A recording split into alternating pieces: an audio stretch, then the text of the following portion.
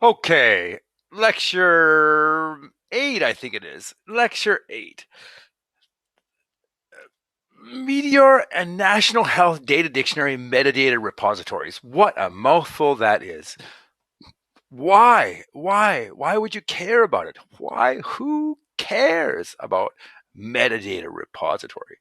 Well, it might come useful. How it's useful is that at some point in time, you are going to have to build a database.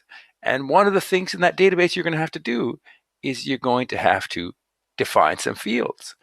And you're going to have to create a structure for that data. And you might not know how to do that, but other people have done it for you because health is a big field and a lot of people have had to figure this out. A lot of people have had to figure out how to do their database. And so because of that, I am going to mute something. Just wait a sec. Great. Yeah, because of that, because the other people have done it before, we have a national health data dictionary. We want things to be consistent. We want to be able to say, oh, this is what the data should look like. Because what happens is in health there's all these different players. Maybe if you were in Singapore, you've got kind of one national health system, you've got one set of primary care health systems. Great, Singapore's like that. But in Australia, it's not like that. There are so many different health systems. There's the public system, there's the private system. Every public hospital is different, every private hospital is different, every community health center is different, every GP is different, every state is different, the federal government's different. We've got all these different players, which gives us a very dynamic health system, but it's also hard to share data. And so we realized that. So like almost before the internet, they made a metadata repository. They said this is how we're going to define the data, and it's kind of works. And so if you need data definitions, you go to this place. This is the place to go. Meteor, National Health Data Dictionary, metadata repository. So that's why, and let's talk about it. So a data dictionary was kind of the first idea, which is basically the access description of the field. So you say this looks just like it came straight from Access, the description of the fields, and then that worked. It was much better than nothing. A client ID is not as well defined as client ID, which is of type integer, length 10, it's a primary key, and it's auto-generated client ID. That makes much more sense. So it's by the people using the data. They say, well, we just got to keep track of these things. What do they mean? But where does it fit into the context? What does client ID mean in the overall picture of the health system? What is client name? What kind of things should go into client name? Client, it just says name of client. What should go in there? If the person's name is Sir John Archibald, do you put the Sir in there or not? What's the rule? What's the all the information about that field? Each one of those fields has got so much information associated with it. If you want it to be consistent, across the health system and proper um, and shareable, those things aren't necessary. So you need more information than what's there. Maximum number of users. Well, what is the maximum number of users? Is that a National Health Data Dictionary field? Do we care about that? But metadata dictionary is a data dictionary. Metadata is data about data, and a data dictionary is a type of metadata, but it's kind of a crappy type. It's not as good as some other things, and we're going to show you what the good looking data dictionaries look like here in a sec. So but data dictionary is insufficient. You can have duplicate entries. You have name defined over here in this data dictionary. You'll have name defined over here, duplicates. But when you have duplicates, just like in databases, which one is correct? So the duplicates, there's no relationships. There's no idea of relationships in there. It's just a list of fields. There's no relationships in there. And even if there are relationships, they're not well defined. So it doesn't represent the information model, the whole big picture of things.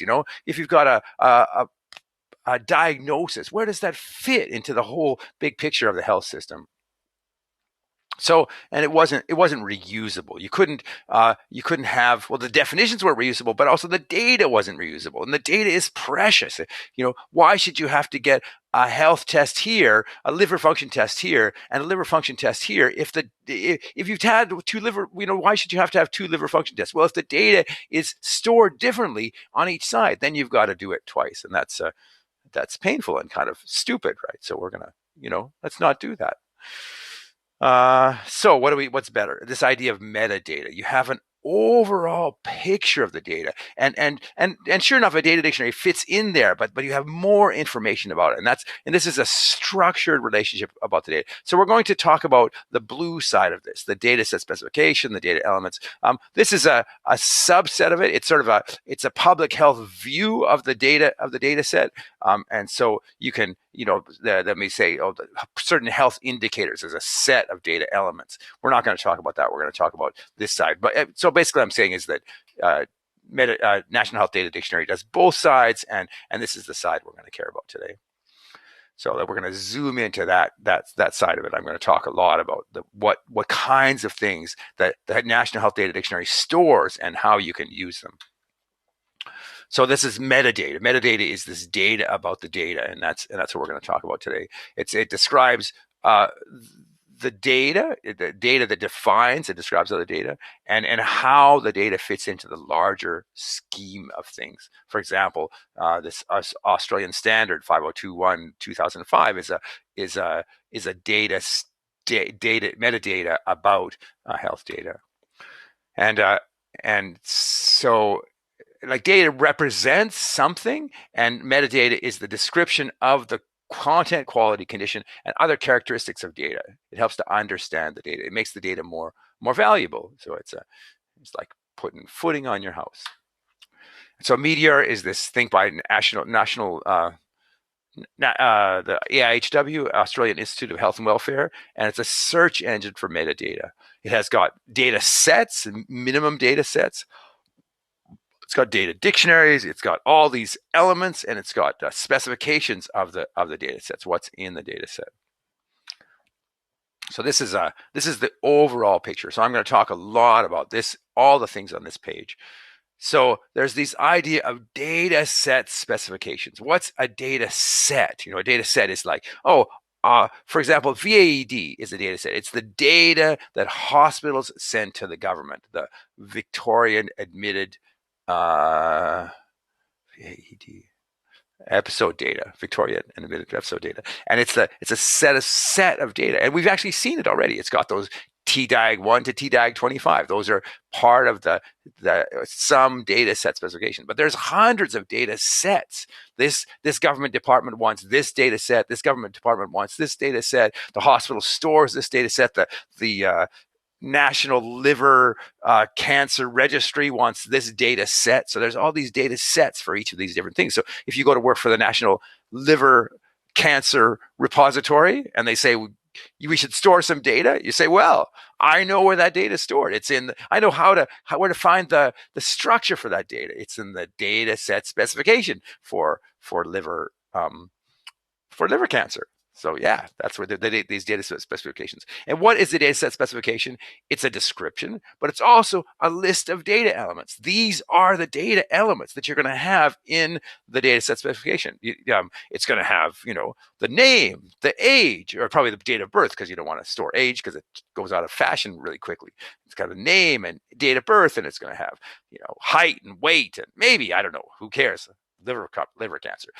But it's a list of data elements that are a standard set of data elements. You can store all kinds of data, but it's good to know what you should be storing. That's probably a good place to start. And then when you go to the doctor says, "Oh, I need a quick little database to do blah blah blah." You can say, "Well, that's not actually standard. Let's add it. Let's use the standard set of data for storing that kind of data and make it more valuable." So it gives you kind of a club to hit doctors with, really. So a data element is something that is stored. It stores information. It says that there is this thing, principal diagnosis, TDAG 1, TDAG 2, TDAG 3, TDAG 4. It says a list of those things. But then you might come along and say, well, what is TDAG 1? What is a principal diagnosis? What does that mean?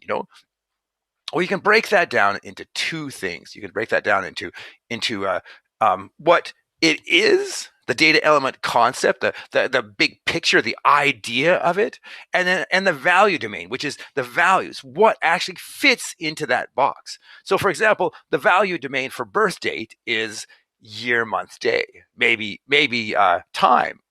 So that's what the data element will tell you. It'll say, well, this is the birth date and birth time, and then the value domain is going to have the time of it. The data element for gender is going to have 2 or 3 or 4 of the different values, depending on what the usage, the use. So you can see that the data element is quite an interesting little thing, that it specifies what data is stored in the data set specification, and the value domain says this is what can go into it. This one here, this with the dash line classification scheme, that's very interesting. Well, am I getting ahead of myself? Yeah, I'm getting ahead of myself, but why not?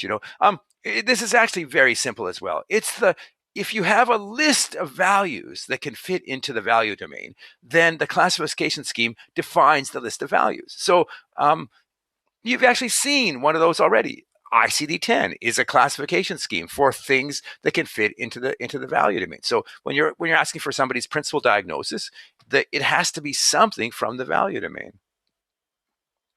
Oh, I've still got 4 minutes left. I'm just going to keep talking then. So that's this side of the equation. Now the other side is what is this thing? What is the principal diagnosis? What is a gender? What is this thing?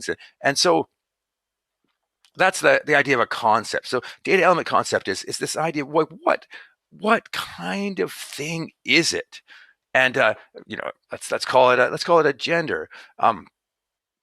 Why not? Gender is a good way to start. And so once you've got this idea of gender, then that can be broken down into two things: object class and property. So what kind of thing has a gender? Oh, well, a person has a gender. So the object class is person, and the property is well, also known as gender, but gender of so it's the data element concept actually should be, say, person gender, and the object class is person, the property is gender. They can be broken down into specializations and things. So I'll try to give you some more examples of that. But this is a structured way of looking at all the different types of data. And then oftentimes you'll be in here and you'll be like, what does that mean? Well, you can go look it up in the glossary. So the glossary has definitions for all these things, just so you don't have to put them in there. So let me give you a few more examples.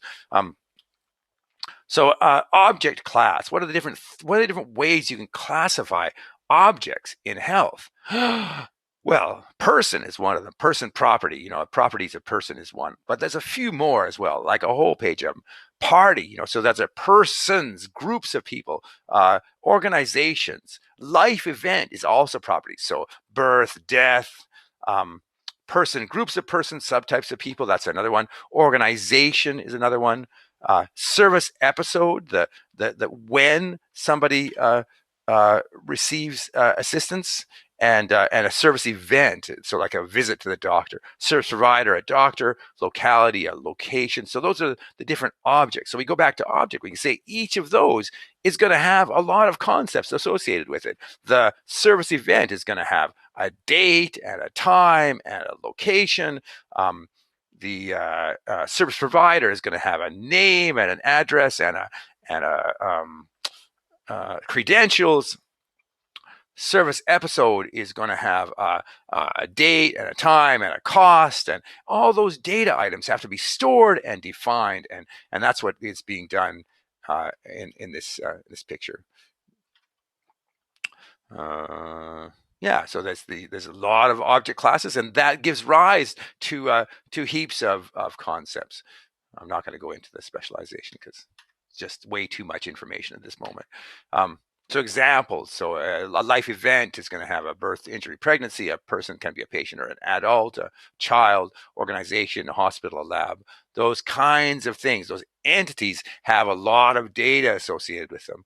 And the properties is the other side. So you combine an object class and a property, and you get a whole new set of data. So what happened to my Yeah, so we combine an object class and property, and we get a whole data element. So all of these, not all of these object classes can have a property type, but a lot of them you can combine them together. So like a birth event could be a property type. So what are all the information about a birth event that combined with a person? What kinds of data arises from that? What kind of data arises from a crisis event and a person? What kind of data arises from an educational characteristics and a person? So that's just a person. You can doctor educational characteristics. Person crisis event. Person exit from service event. Locality environmental characteristics. Oh, so much data. But by we break it down, we can make sense of it all, and then we can have a structure for it all, and being able to get information about it all. I think you've seen a little bit before, but yeah, here's more. I've talked about value domain already, and a glossary is things that are in a glossary, so you can standard definitions for things. Yeah. So how does this happen? How do you get who comes up with this stuff? How do they possibly do that? Really, this is insane. It seems like we seem to have lost my lecture slides. How do you get all this stuff? Well, health information managers get all this stuff. Health information managers do all this. They, the registrar, they have a registrar, they have a quality assurance. They take it to an expert group. The expert group gets together. The committee reviews it. It has these candidate things. They review it. They standardize it. They publish it. And who does that? Health information managers. Who runs that process? They develop the data definitions, they control the process, they coordinate the responses. The AIHW will employ you in a minute if you like this stuff, and then you implement it in clinical and systems. So you're part of the definition process, you're part of the guiding process, and you're part of the implementation process. Isn't that good? Jobs, jobs, jobs.